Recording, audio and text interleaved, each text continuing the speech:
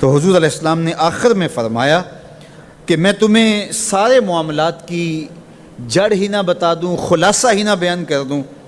قلت بلا یا نبی اللہ، میں نے کہا اے اللہ کے نبی کیوں نہیں؟ فاخذ بلسانہ، حضور نے اپنی مبارک زبان کو پکڑا، فقال، اور فرمایا، کف علیک ھذا، کہا اس کو روک لے، اس کو کنٹرول کر لے۔ تو کہتے ہیں میں نے کہا اے اللہ کے پیارے محبوب صلی اللہ علیہ وسلم، جو ہم باتیں کرتے ہیں اس سے بھی مواخذہ ہوگا؟ یعنی عمل پر تو پکڑ ہوگی، لیکن جو ہم زبان سے بات نکال دیتے ہیں تو کیا اس بات پر بھی مواخذہ ہوگا؟ تو حضور علیہ السلام نے ارشاد فرمایا کہ لوگ منہوں کے بل یا ٹھوڑیوں کے بل جہنم میں ڈالے جائیں گے، یہ ان کے بولے ہوئے بولوں کی وجہ سے ہوگا، ان کی زبان کی کمائی کی وجہ سے ہوگا۔ تو اپنی زبان کی حفاظت کرو تو جنت کا داخلہ مل جائے گا۔ تو گویا زبان کی حفاظت سے لے کر کے اللہ کے حضور سجدے تک اور اللہ کی عبادت تک، یہ ہے وہ نصاب جو جنت میں جانے کا ہے۔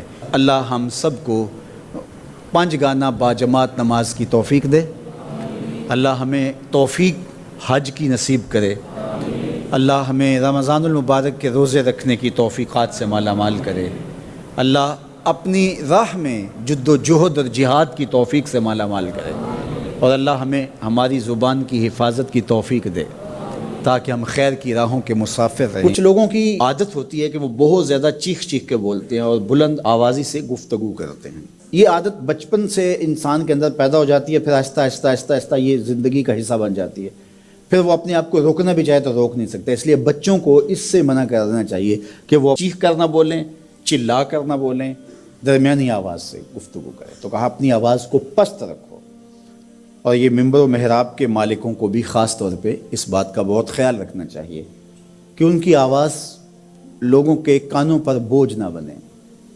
آج کل تو یہ ساؤنڈ سسٹم لگے ہوئے ہیں، اور پھر ماشاءاللہ کچھ لوگ تو یہ ایکو کا بھی ضرورت سے زیادہ استعمال کرتے ہیں۔ سنجیدگی کے ساتھ، متانت کے ساتھ بات کرنا، سنجیدگی اور متانت کے ساتھ بات کو سننا، یہ شریعت کے آداب ہیں۔ جب کسی سے ہم کلام ہوں تو آپ بھی بلند آواز نہ ہو، اور دوسرا وہ اس کا جو جواب دے رہا ہو اس کی توجہ بھی بھٹکنے نہ پائے، وہ اپنے احساسات سے یہ بات بتائے، اور کہیں جواب دینا ضروری ہو تو حرج بھی نہیں ہے۔ آواز کو معتدل رکھو، خوبصورت رکھو۔ تو جس طرح بولنے کے آداب ہے اس طرح سننے کے بھی آداب ہے۔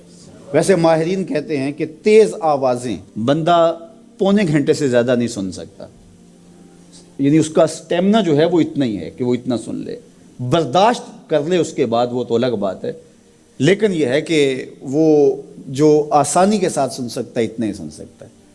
تو اس لیے یہ جو لیکچر بھی ہوتے ہیں جو دنیا کی بڑی یونیورسٹی ہیں، وہاں بھی انہوں نے لاکھوں روپے دے کر کے دنیا کے ماہرین بلائے ہوتے ہیں مختلف مضامین پر، لیکن پیریڈ کا دورانیہ یہ نہیں ہوتا وہ 3 گھنٹے کا لیکچر دے رہے ہوں۔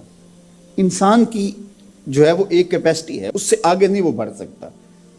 اور مجھے بتائیے انسان کو بنانے والے سے بہتر کون بتائے گا؟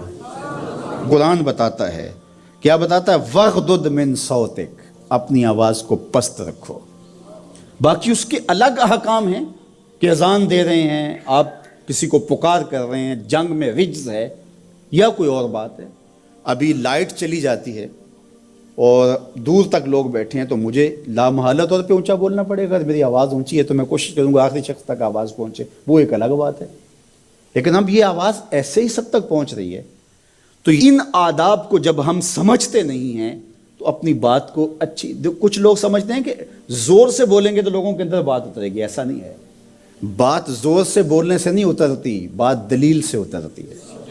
رومی علیہ رحمہ فرماتے ہیں کہ بادلوں کے گرجنے سے نہیں، پھول کھلتے ہیں بارش کے برسنے سے۔ تو بارش برسے گی تو پھر پھول کھلیں گے، بلکہ وہ جتنی آہستہ آہستہ برسے گی اتنی ہی جذب ہوتی چلی جائے گی۔ سہج پکے سو میٹھا ہو۔